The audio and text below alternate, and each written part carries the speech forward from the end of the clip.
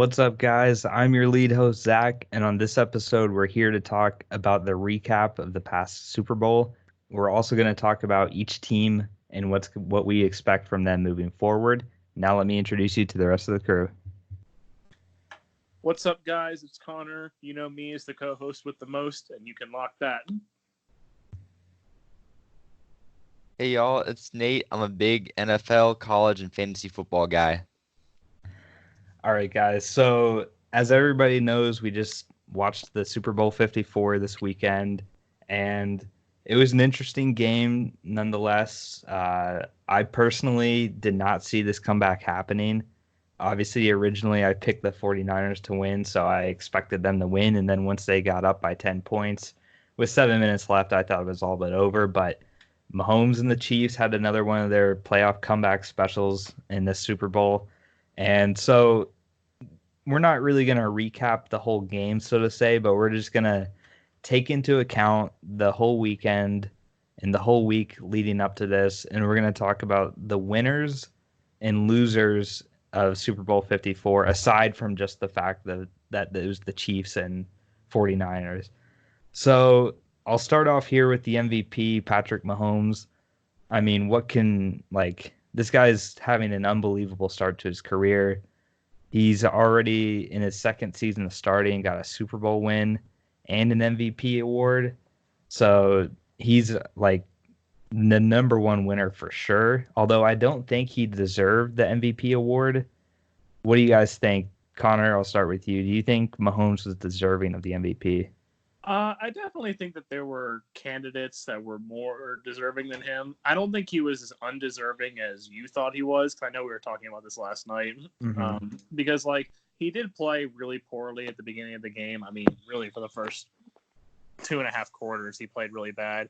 I mean, and also, one of those interceptions, it was kind of, the first interception was 100% his fault, no question. I don't know why he threw that. But the second interception, I'd kind of put the blame, maybe 30%, 35% on Mahomes, because he did throw it behind Tyreek Hill, but it did hit Tyreek Hill in the hands. So it's Mm-hmm. you got to catch that.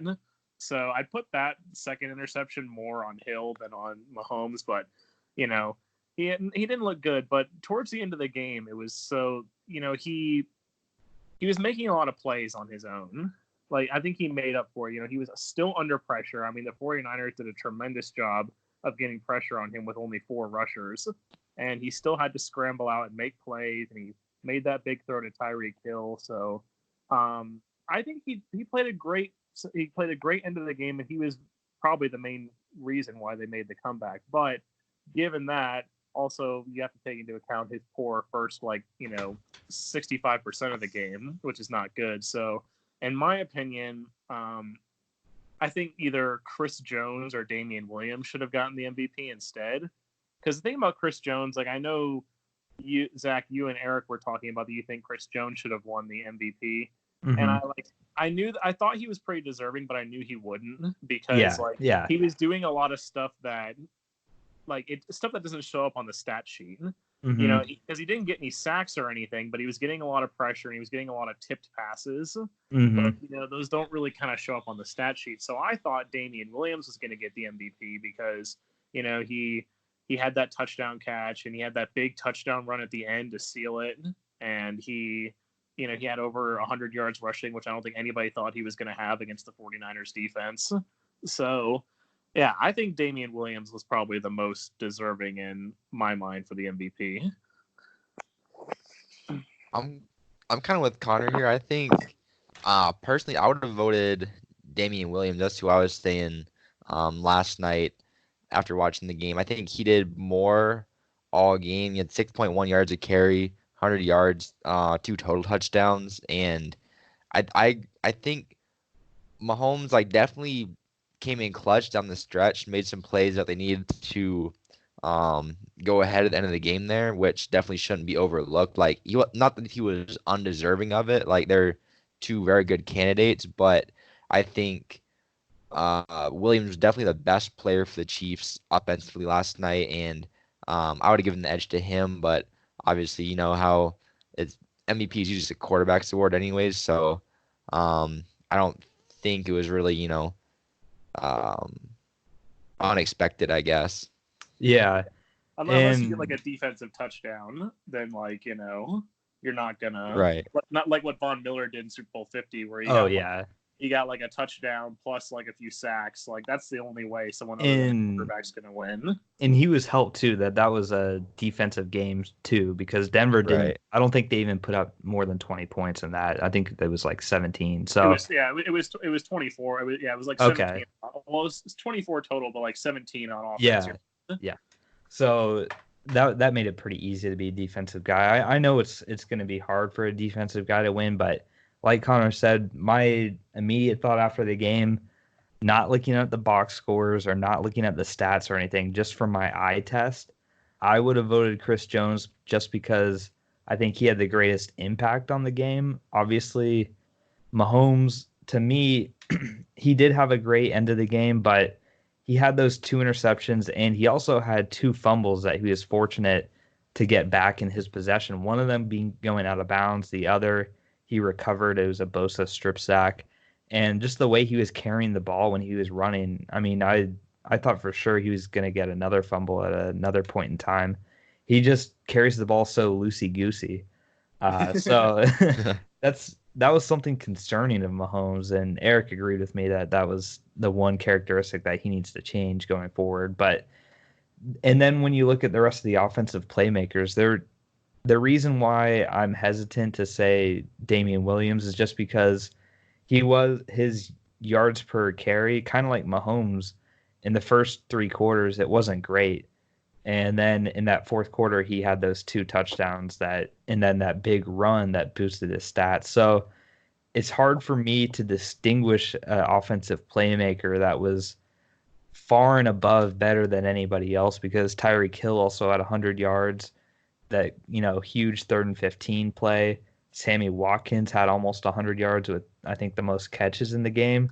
So it was just too many playmakers to distinguish between. So that's why I think Mahomes got it, because if Tyreek Hill had a touchdown and maybe 40 more yards, he would have got it. Same thing with Williams. But because it was so evenly distributed, that's why Mahomes ended up getting it. But I will say, Mahomes, as the Super Bowl MVP, now has the worst QBR of any Super Bowl MVP. So I thought you were going to say the worst QBR of any quarterback. I was like, I'm pretty sure Ben Roethlisberger had a worse QBR in 2005. No. Yeah, no. As winning the MVP out of the quarterbacks that have won MVP, he has the lowest QBR.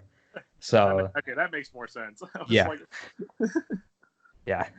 So Mahomes, obviously, with that being said, though, he got the ring. Obviously, he's going to show up on our winners page here. And I'll just go left to right here. And so we'll switch gears and talk about the Hall of Fame now. So one of the bigger surprises to me was Edgerrin James getting elected to the Hall of Fame.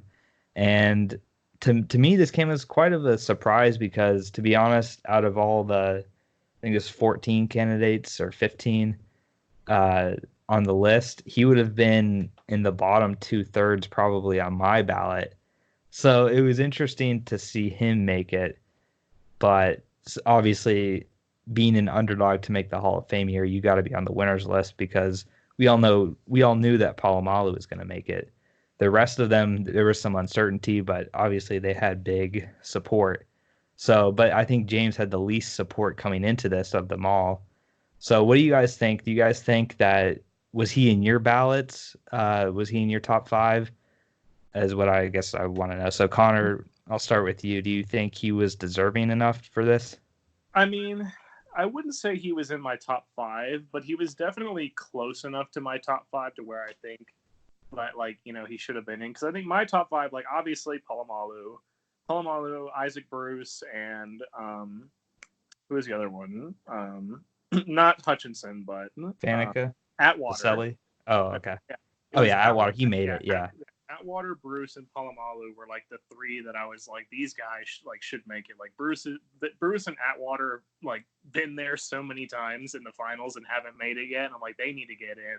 And then obviously Palomalu, he was gonna get in no matter what. Yeah. So, because then after that, for me, the next kind of, I'd say 4 spots, between 4 and 8, were really up in the air for me when it comes, like, I guess uncertain, because I would have had, honestly, I'm shocked he didn't make the finals. I would have had Patrick Willis in there somewhere had he made the finals. I was very, very surprised when I found out that Willis was excluded from the finals. I was like, wow, I know he didn't play a long time, but, he played for like 7 seasons, and all 7 seasons he was a Pro Bowler. Like, he was a dominant player. I mean, kind of like Tony Vaselli, right? He only played for like 6 seasons, but he was so dominant. Well, see, the thing with Vaselli is, though, I mean, he obviously retired from injuries in the early 2000s, and he just started making it to this Final 15 like in 2014. So it took him like more than 10 years to make it to this far in the voting process. Right. So it was like, but like that 4 through 8 for me was kind of between like the 3 offensive linemen, Baselli, Faneca, and Hutchinson were all there for me. Like, 4, 5, 6, and then like 7 and 8 would be. I was kind of torn between Reggie Wayne and Edgerrin James. Because the thing about Edgerrin James, that I think a lot of people don't think about him, is that he also didn't play. He only played 10 full seasons in the league, and to have almost 13, like 12, I think his stats here, 12,246 rushing yards in 10 seasons. I mean, that's averaging over 1,000 yards every year on the ground, which there's not a whole lot of running backs in the league that can say that. So, and also the fact that he led the league in rushing his first 2 seasons. Like, one season he even rushed for 17,000 yards in a season. 17,000? Yeah, so, I mean 1,700. Okay. 1,700. Yeah, playing on rookie on Madden, 17,000 rushing yards. Yeah, that's doable.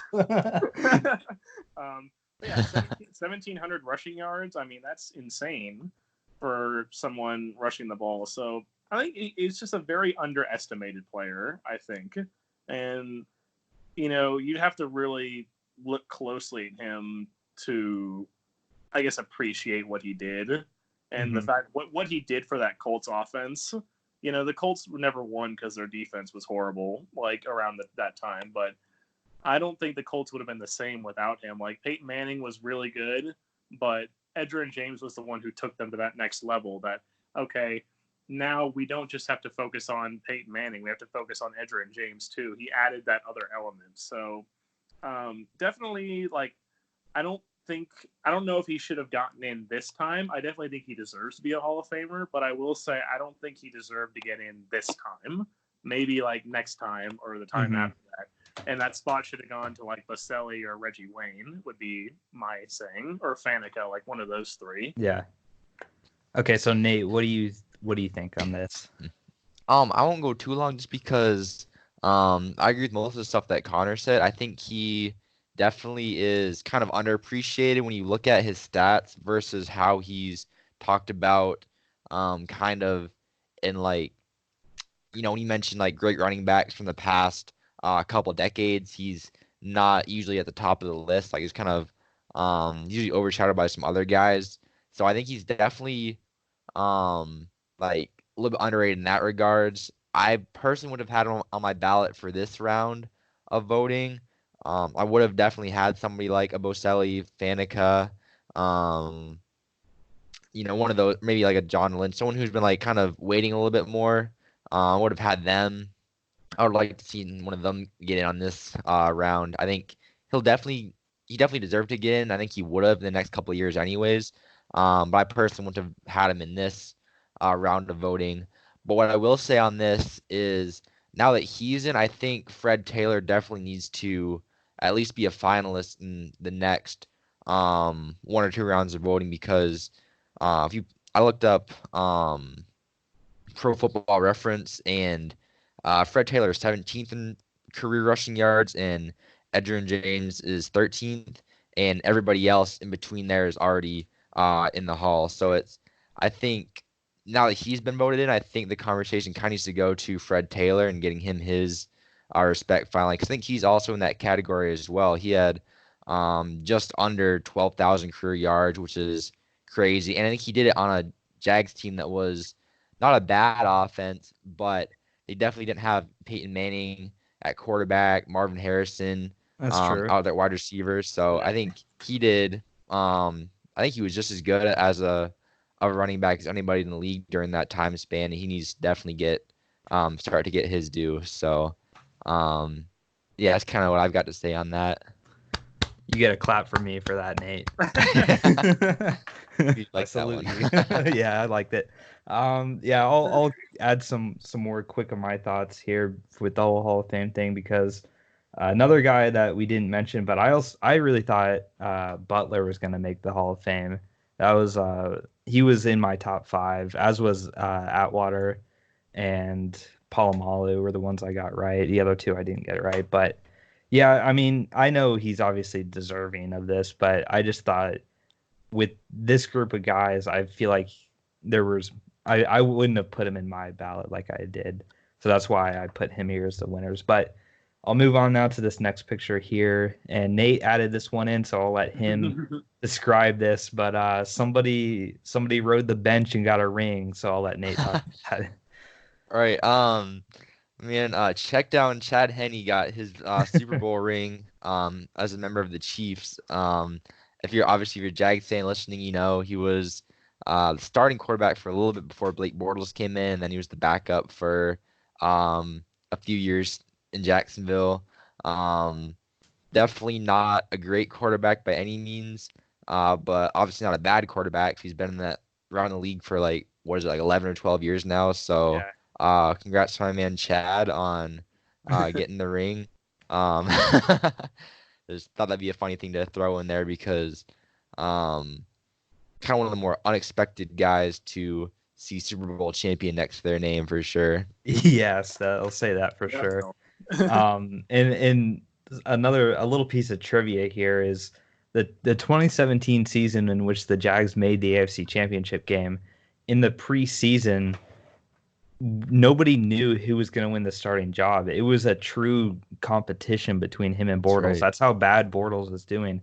I don't think Chad was doing great, but I guess like he was doing better than Bortles was. So there was serious consideration that he would have been the starter that season. Bortles didn't have a great season, but he definitely did better than I think Chad would have done. But yeah, so backup quarterbacks, they still get their ring for being there. But I'll say this: if the Chiefs had needed him to come in the game, they certainly would not have won the Super Bowl. No. So now we'll move on down here to the bottom, and I've got Andy Reid here getting the Gatorade shower because to me this is his signature moment finally in his career. After all those NFC championships with the Eagles losing, the Super Bowl loss to the Patriots, the struggles losing early in the playoffs in Kansas City, he was the most accomplished coach who had not won a Super Bowl until yesterday. So obviously, you got to give the man his credit here for finally getting the Super Bowl win. It's going to be interesting to see where he goes from here. We're going to talk about that in a little bit later, but he's truly a great coach. And now finally that he's got that ring, I think the level of respect for Andy Reid across the league goes up even more now. So I think this is kind of like a Hall of Fame type of clinching win for him, no matter what he continues to do. So what do you guys think on Andy Reid? Yeah, I mean, I think you put it best that this win pretty much punches his ticket to the Hall of Fame. I mean, there was all this talk about like, oh well, is he a Hall of Fame head coach? He's won a lot of games, but he's never won the big game. Well, now you no longer have that argument that he's never won the big game. He finally won it. This clears the path for Andy Reid to go into the Hall of Fame. You know, whenever down the road he retires, which who knows, might be this season, but um, whenever he goes and retires 5 years later, this opens the door for him to the Hall of Fame. But yeah, I mean, and it's just, I mean, I'm happy for him. I've grown up watching him as much as I'm not really a fan of the Eagles, but, he was always there. He was that one head coach that, when you'd be going through the head coaching carousel, like, oh, like who's coaching Cleveland now? Who's coaching, the Bills now? Like all these teams that always kept switching head coaches. Andy Reid was always there with Philadelphia and then obviously now with KC.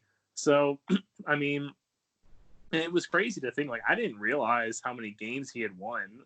He'd won like 221 before the Super Bowl, 222 now. And now he hadn't won a Super Bowl yet. And that was that many wins. I mean, it's crazy. So nothing but happiness for Andy Reid from my part. I mean, I'm happy for him that he got a ring, and hopefully, maybe he'll still have some more coaching years in him. Maybe he can get another one. Who knows if he stays with Patrick Mahomes. And before I let Nate talk about him, I know he's going to be real excited for that visit to the White House for that buffet. Oh, well, hey, Eric got it right. Eric said Yes. last episode that was the reason why the Chiefs were going to win. Wanted that buffet. That's serious motivation right there. All right, Nate, what do you think about Reid's coaching career now leading up to this moment? No, I'm happy for him. I think he's a guy who's definitely, as long as I'm watching the NFL, he's been a guy who definitely goes about things the right way. He seems like a really classy, good coach, and I think he's definitely been a Hall of Fame quality coach. Not saying that his resume would have gotten him in based on voter standards, but I'm just saying, as far as going out and putting together teams that have won games and been successful, especially on the offensive side of the ball. All those years with Philadelphia, you look back at some of those teams with McCoy and that whole era. They had some really good. They didn't obviously win the big games, but they had some great teams back then. And then the past few years with the Chiefs, they've been lighting it up at least offensively. So I'm glad that he's finally got a ring. I agree with Connor here. I think now he's got a ring. I think his resume is definitely Hall of Fame worthy. I personally think he deserved the Hall of Fame anyways, just based on his track record in the NFL. I think by all accounts he's done a great job. But yeah, I'm happy to see him get one finally, and I think he absolutely should be and will be a Hall of Famer now, regardless of when he retires. Yeah. There's definitely the possibility that he might stick around a couple more years, and who knows what he can do with Mahomes getting even more experience now. Yeah. So now we have our only player from the losing team. I put him on the winner side because he was, I think, going to be the MVP until the point of the Chiefs taking the lead back and winning. But Deebo Samuel is the guy I've got here because he's only a rookie receiver. I mean, it's crazy that he had this much of an impact in a Super Bowl, let alone this whole season. I think he had a really underrated season because a lot of his stats don't look flashy because he gets the rushing stats, he gets the receiving stats, and then he also plays a huge part in their blocking scheme with all that outside zone. So I think the future is really bright for Deebo. I know Eric talked to me last night and he said that's one guy on the 49ers that's going to continue to have a real impact in this league. So I've got him on the screen. I really do think he's going to end up being this has been a good receiver class so far, but he's going to be for sure, I think, a top 3 receiver from this class. What do you guys think? Yeah, I mean, it's amazing to me why in that game, the 49ers went away from him. I mean, this guy was ripping off these big runs constantly on these end arounds. And, why would you go away from him? He's such a multi-purpose guy. I mean, I will say it's very interesting. You don't see it very often when it comes to a receiver. You see all these running backs nowadays that can run the ball and catch the ball, like Christian McCaffrey, Todd Gurley, and Le'Veon Bell, all these guys that are running and receiving backs, but you hardly ever see a wide receiver that is a running threat just as much as he is a catch threat. So, I mean, I do see big things for him. I think in terms of the passing game, he could definitely use a better quarterback. But I mean, Jimmy G he's okay. I mean, he's a serviceable quarterback, and if they're gonna keep doing those end arounds and they can keep getting the blocking for him, then yeah. And honestly, he could probably line up in the backfield. He's such a hard-nosed runner. I didn't expect it when I saw him running because I haven't watched a lot of the 49ers this year since I'm mostly a Steelers fan. I watch a lot of AFC games. So I haven't really seen a lot of the 49ers, and watching how angry and how mean he runs for a wide receiver, it's crazy. I never saw it coming. So yeah, I definitely see big things for Deebo Samuel in the future. And who knows, maybe if things don't work out in San Francisco, he can go and do something somewhere else. But I can definitely see a Super Bowl ring or 2 in this guy's future. Yeah, I think Debo, we have a lot to look forward to with him as a player. I think he's shown a lot of great stuff so far, like especially with the versatility, like Connor was saying. Not a whole lot of wide receivers who are used to run the ball like that, and I think that's something important that the Niners need to incorporate even more next year. Um, just because kind of they've kind of shown us the blueprint, I guess, of what their offense looks like at its peak with getting all the running backs involved. And I think the Chiefs came out and had a pretty solid game plan against that, kind of forced Jimmy G to try and throw more, which definitely got the offense kind of out of its rhythm. I think they need to incorporate Debo with more runs, more like jet sweeps, and getting him the ball in space more next year to kind of spice things up a little bit offensively. They can't. I think now that we've seen Kansas City didn't totally shut them down, but they definitely slowed them down enough to be not as effective. And I think when teams can watch film and game plan for that rushing attack next year, they need to have something that is kind of like a spark that will add an extra wrinkle, an extra little bit of an extra layer to that offense, so it Hmm. doesn't shift the weight over to Jimmy G because I think he's a capable enough quarterback, but I think at certain points this season we've seen him struggle when the game's run on his shoulders, and I think it's definitely critical to keep guys like Debo and Mostert and some of those guys find new ways to get them involved to take the weight of the game off of Jimmy G. Yeah. So now the final two, I'm gonna kind of lump these together. So the NFL and Tom Brady I've got here's the winners, and I'm putting the NFL as the winners because I think they got a great game.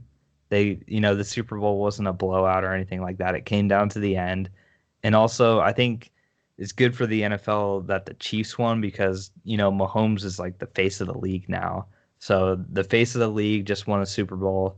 I think the NFL is totally cool with that happening. The Chiefs hadn't won in 50 years.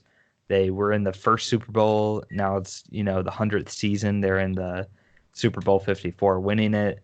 I think they would have liked the Packers to be as well, but um, Rematch. yeah, I think that's what a lot of people were saying it was rigged for. And then Brady, I've got down here too because he came out with this Instagram post a couple days before the Super Bowl, and it started to steal some of the attention away from the Super Bowl. Now, obviously, the majority of sports attention was on the Super Bowl, but still, there was a significant portion of Twitter and the sports analysts talking about the meaning behind this tweet. So I think he won just for staying relevant. And Nate, I gotta say, and Connor for your lock, it's not looking good in my opinion for him staying in New England because why would he do this if he was coming back to New England? Why make it a spectacle? It seems like he's making it a spectacle to leave, not a spectacle to stay. But I'll let Connor comment first on that. Well, contrary to what you were saying about how it's not good for my lock, I actually think that he, like, not the spectacle and everything, but the what he said in that commercial actually I think is more proof that he's going to stay with New England. Because if you remember at the end of that commercial, he said, "I know what I'm doing. I'm not going anywhere." And it's like, is that a sign that he's given that, like, I'm not leaving New England. I'm staying right where I am. So, and I also have no reason to think that New England wouldn't. Like, I just saw an article the other day. New England said they were willing to pay him $30 million to stay with the team. So, when you're getting offered that kind of money for the team that you've played for over 20 seasons, why would you not come back? I mean, I think it's just I think Tom's just having fun. Like, this is the first time in his whole career that he's been a free agent, and he just wants to create, like I said, just this spectacle. Like, he wants to make it a game. He wants he wants the attention to be on him, which, like, I know that makes it sound like the Tom Brady is, like, narcissistic and blah, blah, blah, blah. But it's like, I think it's really, he does want it to be on him since this is such a big moment in his career. So I think I'm not going away from it. I'm still saying that he's going to go back to the Patriots. And then also, like, quickly on the NFL, yeah, I will say it's way better than last year's Super Bowl. Like, Mm-hmm. oh my goodness, that was a snooze fest. Yeah. Completely. So really happy that we actually got a good game this year, and I was able to, enjoy. I mean, we got to see a comeback. How often, there are times like Super Bowls will be close, but one team will still be ahead. Like the Eagles Patriots won. Like the Patriots came back like right at the end, but then the Eagles still won. So it was nice to see a team actually pull off the comeback. Kind of like the Patriots did against Atlanta, because you don't see the teams pull off the comeback too often. So that was really nice to see. I think with the whole Tom Brady situation, I think you would honestly put Hulu up there as a winner as well, just because they're the ones who obviously did the ad.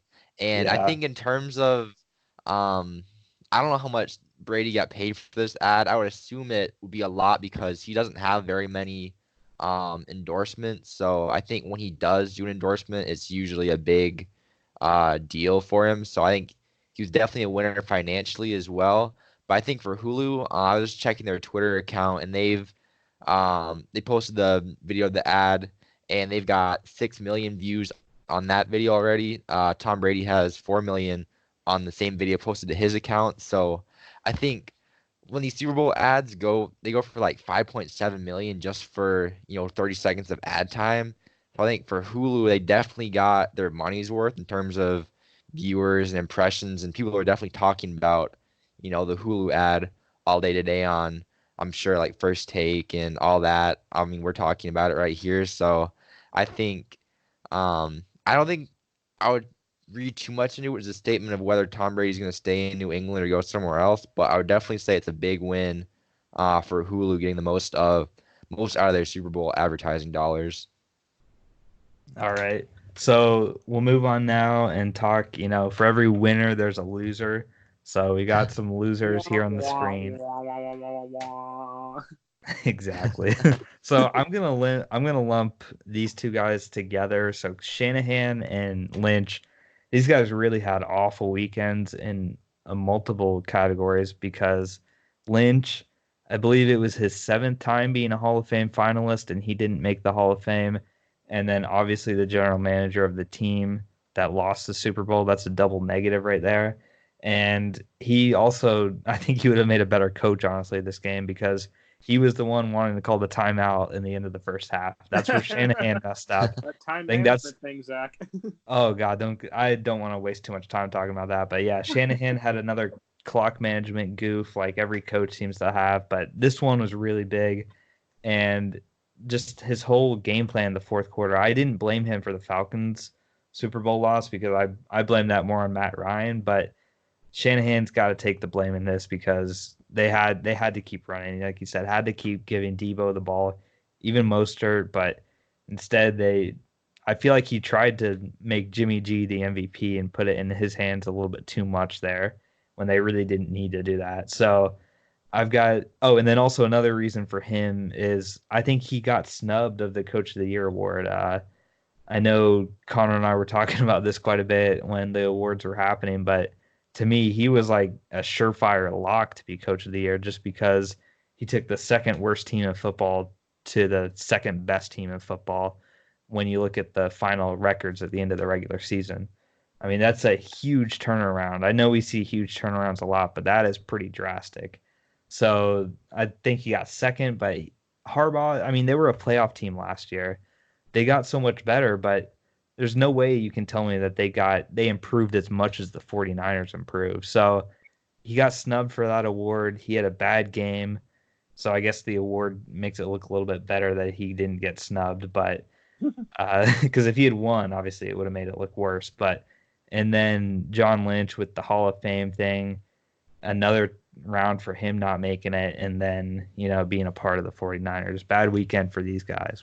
Connor, because you're probably gonna say the same thing, but do you agree with me about the Shanahan thing? Because would you have put Shanahan Coach of the Year, or do you agree it was Harbaugh? I actually agree with Harbaugh. I mean, and this is coming from a Pittsburgh Steelers fan. I do agree with Harbaugh being the Coach of the Year. I mean, I'm not going to go into it too deep since I know that's not the point of this episode, but I mean, basically, I think I just have to look at it. I know the Ravens were a playoff team last year, but they certainly weren't the number one offense and like the number two defense last year. Like they still had a good defense, but to take that offense and make it the number one offense in the league, I think it just kind of cemented, and the fact also at the beginning of the season, I think there was a lot more expectations for the 49ers than there were for the Ravens.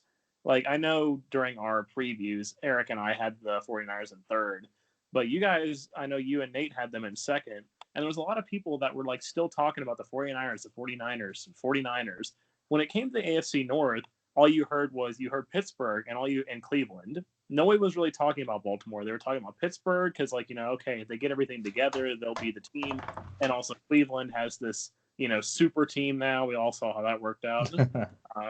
But I think that was my reasoning behind it. It's like I don't think there was as much expectation on the Ravens as people thought there were going to be. Yes, a great turnaround, and Shanahan definitely deserved to be second, but I do agree with Harbaugh. But yeah, I have no idea why the 49ers changed their game plan in the fourth quarter. Like, if you're got a formula that's working, you stick with it. Run game and defense. That's what the Broncos rode to the Super Bowl against the Panthers. You didn't see them changing it. You didn't see Peyton Manning start throwing the ball, 15 times in a series because they knew what the formula was to beat the Panthers. They knew just give it to C.J. Anderson, give it C.J. Anderson and whoever the other backup was. I can't remember his name, but, give it to those two guys and let Von Miller and DeMarcus Ware in the no-fly zone go to work on defense, and you'll win this game. And, they kept the defensive game plan perfect. I mean, it was brilliant on the 49ers part that they never had to blitz Mahomes, because my dad and I were talking about this before the game started. We were like, if they can get pressure on Mahomes with only 4 rushers, they're going to win this game because they don't need to blitz anybody, and they can keep all those other really good linebackers and corners in coverage. So, but the offensive game plan, yeah, that was horrible in the fourth quarter. And lastly, about Lynch, I mean, too bad for Lynch that he didn't make the Hall of Fame. Unfortunately, I think if he ever does, it's going to be a really, really long time from now. Mm-hmm. I mean, especially next year, I was looking at who's going to be like coming into the Hall of Fame next year for the first time. Like, you got Peyton Manning obviously coming in first time next year. You've got Calvin Johnson coming in first time next year, which we don't really know if he's going to do it. Like you said, Charles Woodson. So, unfortunately for Lynch, if he does ever get in, if he ever gets in, it's going to be way down the line. And yeah, clock management too. Last word, horrible on both sides at the end of the first half. Yeah. Nate, I'll ask you this question. Do you think Shanahan blew this game? And then I'll also ask you, because you were, a Patriots fan, do you think he blew the Patriots-Falcons game too? I think, let's do the second part first. I think the Falcons one was absolutely on him. Obviously, being a Pats fan, I'm not going to take anything away from Brady and White and that crazy comeback they made. It still took a huge, effort from those guys to make the win happen, obviously. But you can go back to the series in the third quarter when he threw the ball. He called 3 straight pass plays from, I believe, the Falcons were on the Patriots like 20, and he called like 3 straight pass plays. End of the third quarter, they're up 28 points or 23 points. Sorry, 23 points already, and he called 3 straight pass plays. They got sacked, incomplete, and then sacked again all the way back into, or they took a holding penalty. I don't remember the exact series. Basically, what it came down to is they lost 25 yards of field position, went out of field goal range, and took maybe 20 seconds off the clock because of the incomplete passes and stuff. So basically, for me, that series cost the Falcons the game, because if they were able to kick a field goal there, that lead could not have been passed by the Patriots, at least not, with the points they got. They would have gotten after that. It would have been too much to overcome. So I mean, his decisions there basically single-handedly cost them the game, because if they convert at least a field goal there, they pretty much win. Going back to this game, it wasn't as egregious, but I think taking the foot off the gas and not running the ball when you're up 10 is definitely not a great look as, supposed offensively minded head coach. I think he's got to be better situationally. On top of that, the not like you said, not taking the timeout going into halftime. That's something I was shaking my head at. They let 30 seconds come off the clock, and going all they had to do was go like 40 yards in a Yeah. minute and 40. Like that should be very easy to do if you're a Super Bowl, caliber team. They could have gone and gotten a field goal, and it would have been a 13-point lead over the Chiefs going into the fourth quarter, which they still could have came back from that. But I think just like for me, like I just hate seeing coaches go conservative, especially in big games like that. I think if you want to win a Super Bowl, you've got to go for the throat at any opportunity you get. Like you only get that chance once, so I think you got to go try and score at halftime. You got to do what you do best, do what got you to this game, and that's run the ball. And they didn't really do either of those things, I think, well enough to win that game. So I think that he definitely takes a lot of the blame, at least in my opinion. Okay. Yeah. Uh, I'll quickly add on to what yeah. Nate said about taking your foot off the gas. Like a lot of coaches, they have to realize when the time is to take your foot off the gas. Like only being up by 10 points, that's not the time to take your foot off the gas. Being up by, I mean, like obviously this was extreme, but like being up 25 points to the New England Patriots, like that was when they needed to take their foot off the gas and they didn't. So you have to know when the time is. And it seems like Shanahan just can't figure that out, like when he needs to take his foot off the gas. Yeah. I'm a huge fan of his, so it pains me to put him on this list here. But yeah, I don't blame him as much for that the Falcons one, because I think Matt Ryan was the MVP. He should have been better than that. He shouldn't have taken the sack. You can't blame that on Shanahan. But That's true. but yeah, it wasn't still not good, these two Super Bowls for him. So we'll move on now to Tony Baselli, he was ranked the number one Jaguar of all time, but he did not make the Hall of Fame again for I think the fourth or fifth time in a row. So he was obviously looking forward to it, and a lot of people thought this would be the year, since the past couple of years there were so many first ballots, no brainers on the list, and this year was kind of the wide open year. And there was another offensive lineman that got it, and he didn't.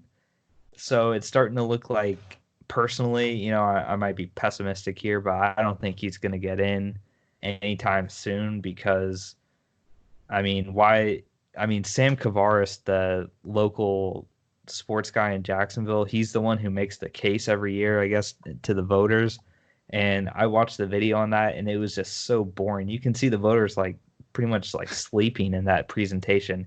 He just says all these like percentages and stuff. He doesn't have any emotion. He doesn't like say any stories of him like shutting down Bruce Smith in the playoffs or anything like that. So that, to me, I think that's a huge problem for Tony. He's got to get a better representative in the Hall of Fame committee to push his case, but it's just sad for him. I was really hoping he'd get in this year, but after this snub, I think I'm definitely, next year I'm not going to come in with any expectations. I'll say that.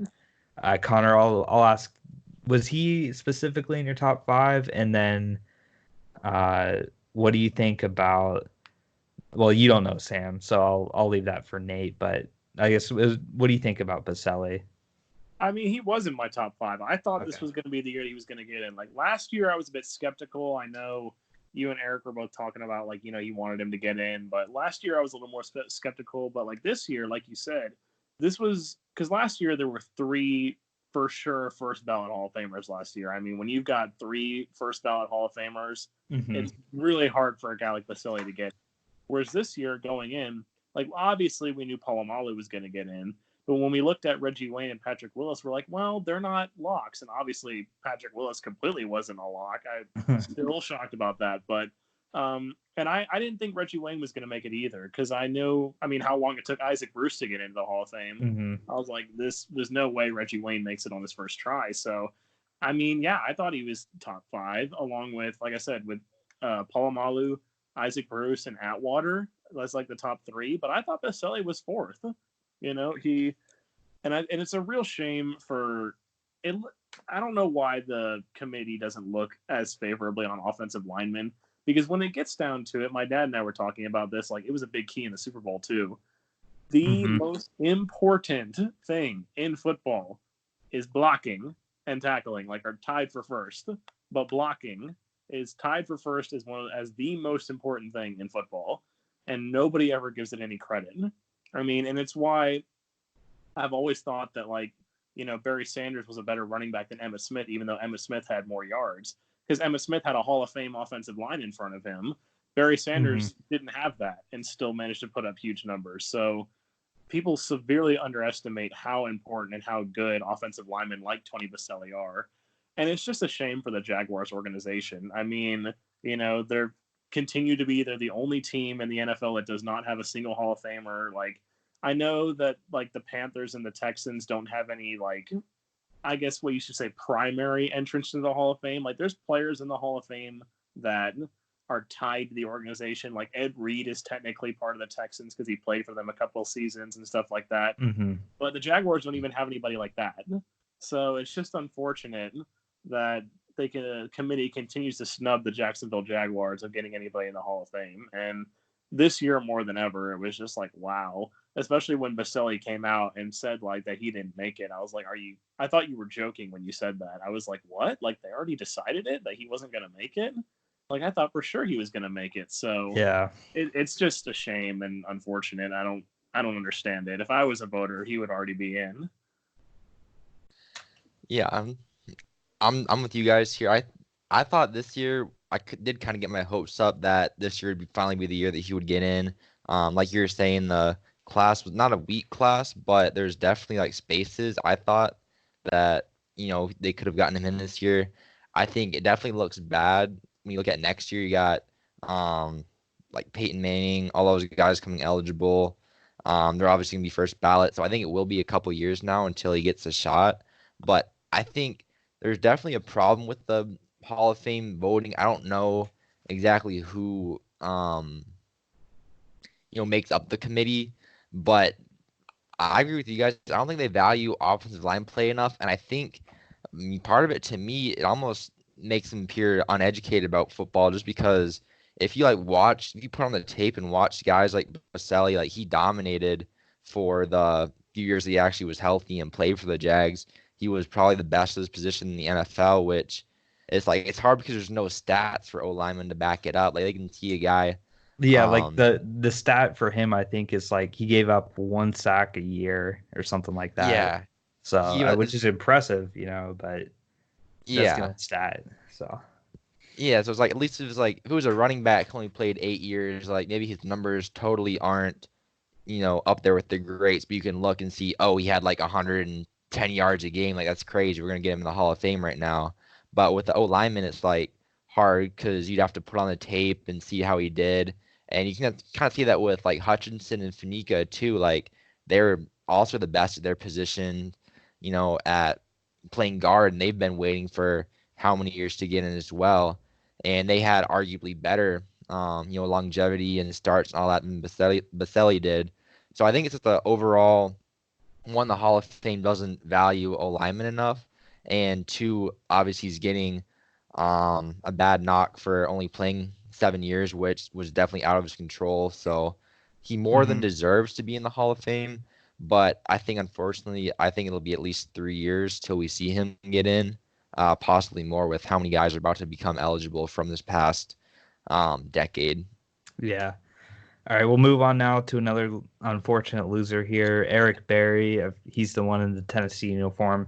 He was a longtime member of the Chiefs. Obviously, he battled cancer during his time with the Chiefs and a number of football-related injuries. So this was the year the Chiefs cut him. I guess his cap number is too high. This is the opposite of Chad Henne. Chad Henne should give his ring to Eric Berry because he did more for the Chiefs than Chad Henne did. And it's just sad to see someone who's so likable across the league. I mean, everybody liked Eric Berry. He was loved by everybody. He played at an extremely high level when he was on the field. So it's just sad that he wasn't a part of this. I would have liked to have seen him get a ring here. I don't know if you guys want to comment anything on that or not, but I mean, I would just put him as there's some of these players in the league that are in that category of you really wish you could just get them a ring somehow. I mean, I know a lot of people have a problem with this. maybe not as much as there used to be, but there are some people that have a problem with him. But like Adrian Peterson, like I really like Adrian Peterson. I really wish he could get a ring somehow. And like, there's a lot of people who like, really like Phillip Rivers and wish Phillip Rivers could get a ring somehow. So I would definitely put Eric Berry in that category of, how can we get this guy a ring? Like, and especially Berry is just so likable, came back from cancer and like still played at an all pro level. I mean, how often do you see that? So it sucks for Eric Berry that this was the year. It seems like it always happens that way though, right? Yeah. As soon as you leave a team, they go and win the Super Bowl or something, NBA championship or the World Series. So Yeah, I'm on the same page here. I definitely feel bad.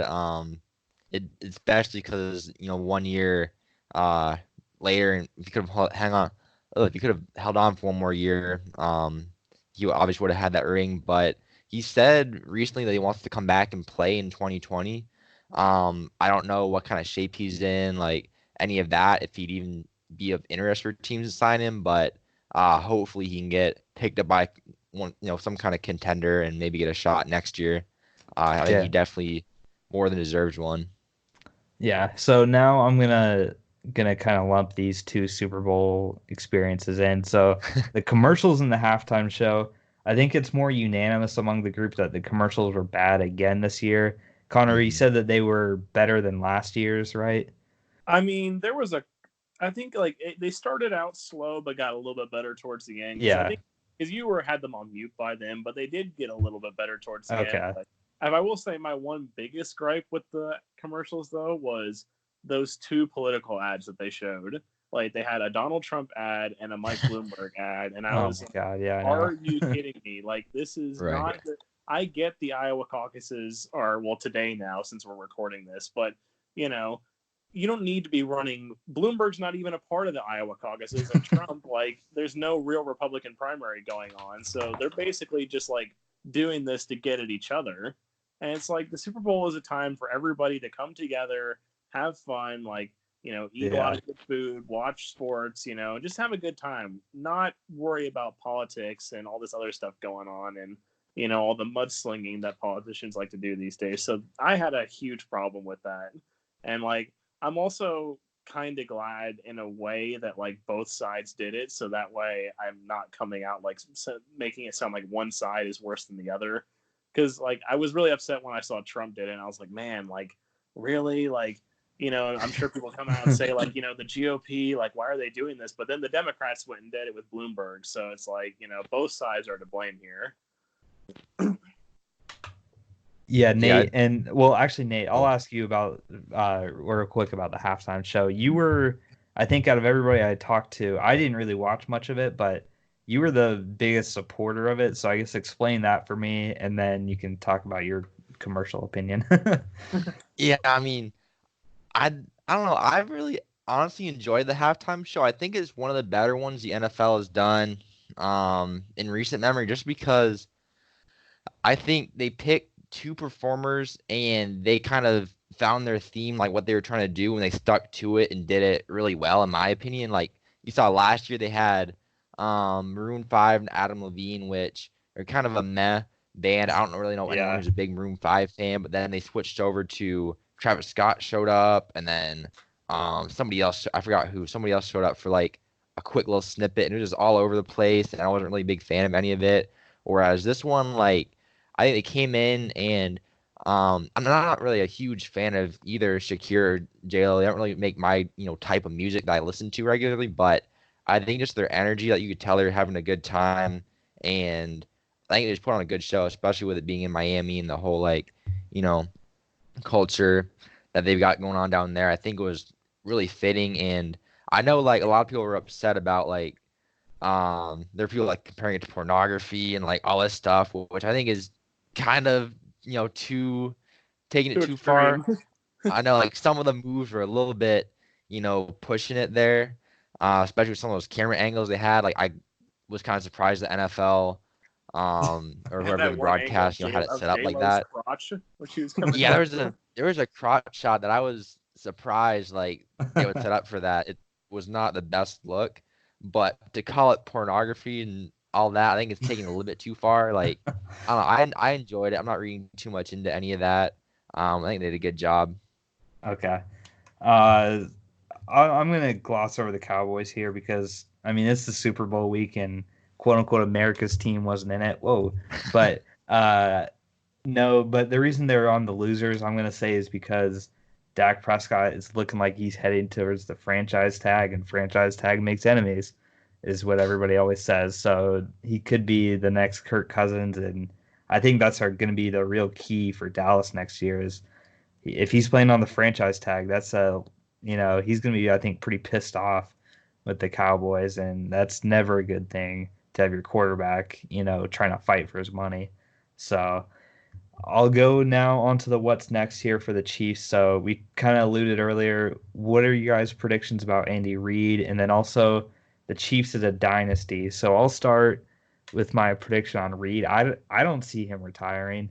I know people have talked about it, but it just feel weird for him to retire now because he's got Mahomes and that's like his, he might not say it. He might say McNabb has been his favorite quarterback because he was with him the longest, but Mahomes is certainly the best quarterback he's had. And they just won a Super Bowl. Like, why would you not want to try and do this again? But I guess he might have other interests that might persuade him from football. I'm not sure about that. And then as far as the Chiefs being a quote unquote dynasty, I don't know. I mean, I think next year they have a legitimate shot to repeat as champions, but once Patrick Mahomes gets like $50 million, this team's gonna fall apart. And I don't think they're gonna be in too many more Super Bowls in the future. So it's really your definition of dynasty. If they end up winning the Super Bowl next year, considering how hard that is to repeat as a champion, and if they have success, I mean, because even before this, they were in an AFC Championship game, so that'd be at least 3 years of making an AFC Championship game. I would constitute that as being like a dynasty, but we'll see. I don't think this is going to be a long dynasty, like over a decade or anything like that, because once Mahomes gets that bag, it's gonna be over for the salary cap for the rest of the team, in my opinion. But what do you guys think? You think Reed retires, and you think the Chiefs are going to be a quote unquote dynasty? I'll start with you, Connor. I don't think Andy Reid retires. I mean, I definitely think it's the difference between because guys want to win the Super Bowl and they want to go out on top, but it's the difference between if Patrick Mahomes was like an aging veteran between then maybe I'd say yeah, because okay, he had his last hurrah, he finally won the Super Bowl with him. Like maybe if he had won the Super Bowl with McNabb, like way back when, then maybe he might have considered something. But he was still kind of young. But I'm just light comparison. So, but with Patrick Mahomes being so young, yeah, they definitely still have a chance to do it again, and they can still have success. So I don't see why he would retire while you're still at the top of your game. I mean, especially when you have a young quarterback and a young team. But I do think you're right about the fact that as soon as Mahomes gets that money, like it's going to be all over because there's nobody with the way the league is right now, at least for the foreseeable future. I don't see any quarterback, especially, being unselfish enough to do what Tom Brady does or has done in New England, where he's taken a pay cut to allow the Patriots, because Brady cares more about winning than making money. So he takes that pay cut and allows the Patriots to put more resources into other parts of the team to, get weapons around him or build a defense or whatever. But he takes that pay cut. Whereas nowadays it's all about, am I the highest paid quarterback or not? So, or the highest paid player, to add on to that. And as soon as that happens, again, like, then the Chiefs aren't, if they pay Patrick Mahomes that, like, $50 million contract a year or whatever, then they're not going to have money for Tyreek Hill. They're not going to have money for Chris Jones. They're not going to have money for Frank Clark. Like, it's basically going to be Patrick Mahomes and a bunch of nobodies on the team. So I definitely agree that as soon as they give Mahomes a contract, I think it's going to crumble, because unless he's willing to be unselfish enough to take a little bit of a pay cut, which I don't think he will be, then it'll crumble for sure.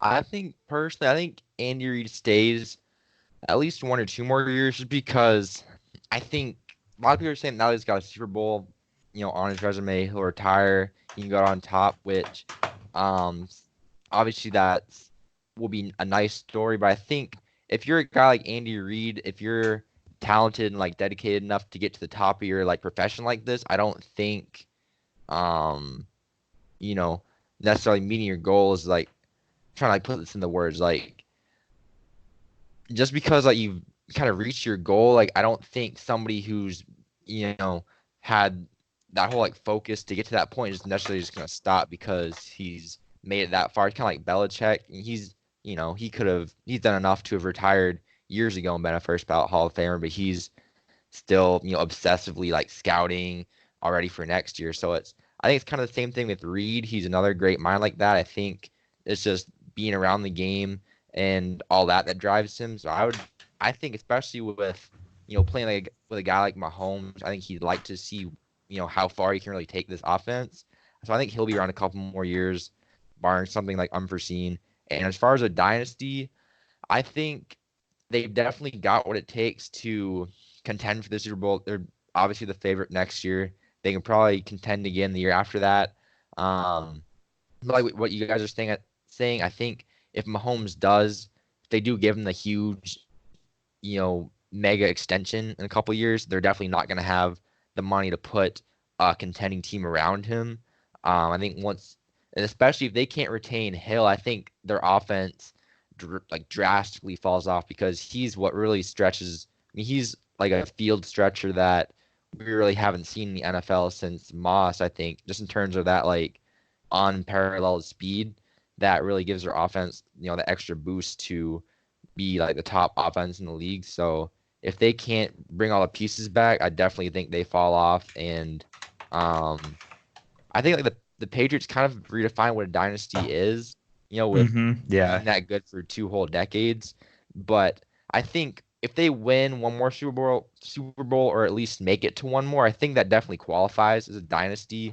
When you look at in the grand scheme of things, like how many teams have actually done that. I mean, it's less than 10, so that's definitely still an insane accomplishment if they even make it to one more. So I would call that a dynasty, but I don't think we're gonna see 10 years of dominance Yeah. from the Chiefs here. Okay, so now we're going to go to the 49ers and quickly talk about what's next for them. So, two big points here. Is Jimmy G going to be the future still in San Francisco? I think for the most part he is, but there's speculation that Brady could come in and they might cut him, and it would be kind of weird. Both former New England quarterbacks going to San Francisco and stuff, and one getting replaced for the other. But and then also here I have a graphic, and I know it's bad. Don't even pay attention to it, but it's really mainly to talk about like the losers of the Super Bowl. We saw it with the Rams last year. We saw, the Seahawks after they lost again to the Patriots. The Panthers, the Falcons still haven't made the playoffs since they lost. The Eagles have made the playoffs, but they haven't made it back to an NFC Championship game.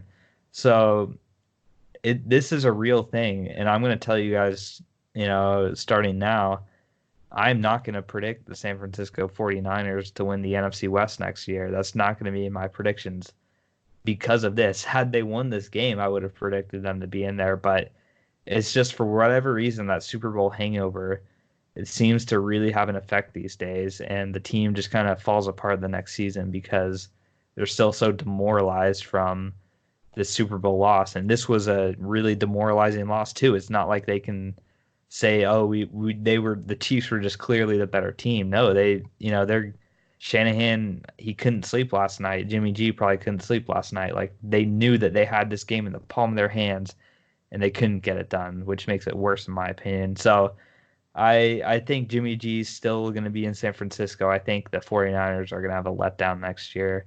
Connor, what do you think? So I'm actually going to take the opposite thing. I do think Jimmy G is going to be the future, but I disagree about the 49ers not winning the NFC West next year because I think, in contrary to the Chiefs, I think the fight for the Chiefs in the AFC is just starting, whereas I think the fight is kind of dying down in the NFC because we've seen the last couple of seasons that the NFC has been a lot more competitive than the AFC. Like the AFC has pretty much been this year kind of broke the mold, which is why I think there's a change. But the AFC had been New England and Pittsburgh and like one other team every season for the past like 5 seasons before this one.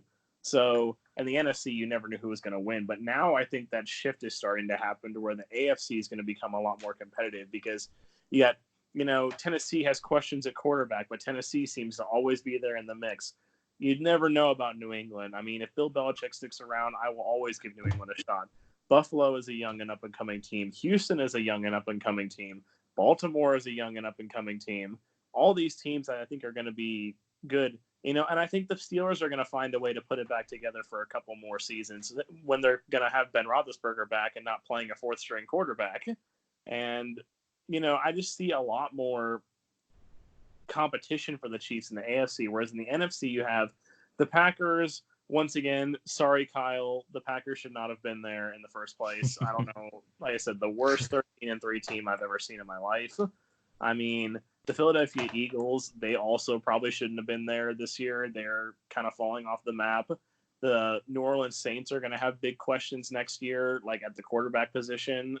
Are they going to go with Taysom Hill if Drew Brees retires, or are they going to try and bring Teddy Bridgewater back? Or is Drew Brees not going to retire and come back? Who knows? The Vikings, Kirk Cousins can never win the big game. I'm never giving them a chance. Yeah. So the only teams that I can really see, like I would still put Seattle in that category of a competitive team because they're still fairly young. And if they can put the pieces together, and Russell Wilson's still going to be good for another few years. But other than the Seahawks and like maybe the Rams, if they can somehow put back together, which I know those teams are all in the NFC West, but I just don't see any competition for the 49ers in the NFC. I think they're going to have a much easier path back to at least the NFC Championship game. Maybe not the Super Bowl, but at least the Conference Championship game than the Chiefs will have. So I actually do see success for the 49ers in the future, and I probably will pick them. I know I picked them to finish third this year, and that looks stupid, but I also picked the Falcons to win the Super Bowl. So at least I got Kansas City being Super Bowl right, so I can say I had that. But yeah, I think San Francisco will be successful I don't know if they'll make it to another Super Bowl. I certainly don't know if they'll win a Super Bowl with Jimmy G, but I definitely think they're going to be more relevant than KC could end up being in the future. I agree with Zach on this one for a slightly different reason. I don't know that I think the hangover has definitely been a thing in previous with previous Super Bowl teams. So I definitely am not disagreeing with that. But I think the other reason that they might not be good next year is because I think when you lose a Super Bowl like that, you kind of get like the blueprint for beating you kind of revealed. Like we saw with the Rams last year. Pats came in totally like demolished their game plan and everything that made their offense so unstoppable really throughout the regular season and playoffs. They looked totally like mortal in that Super Bowl. And then we saw this year the Rams, and part of that was they gave all that money to Jared Goff and Aaron Donald. Donald. Like, you want to say Sam Darnold. You know what I'm talking about. They gave all the money to those guys, and they couldn't afford the other talent, obviously. But part of it was also that people figure out how to beat Jared Goff and show that he's really just kind of an average quarterback. So I think the similar thing happened with the 49ers is the Chiefs came in and played a great game and showed how to beat this team when, by taking away the running game as much as possible, making Jimmy G throw. And I think we're going to see a lot more teams sell out against the run. I think Mostert is going to have a much more difficult time next year because teams are really going to sell out and make Jimmy G earn it through the air, which I think that might be an up and down thing. But I definitely think my way too early prediction is that the Seahawks are going to take the NFC West next year. They were close, obviously, this year. I think they'll go ahead and do it next year. And the Niners won't be like a bottom, seller team, but I definitely don't think they're going to contend next year like they did this year. Yeah, so thank you guys for listening to this. We recapped everything from the Super Bowl, all the winners, all the losers. In our next episode, we're going to have some sports trivia in a Jeopardy style game. It's going to be a lot of fun, guys. Stay tuned for that. And yeah, have a great rest of your day, guys. Bye. See ya. For Eric, peace.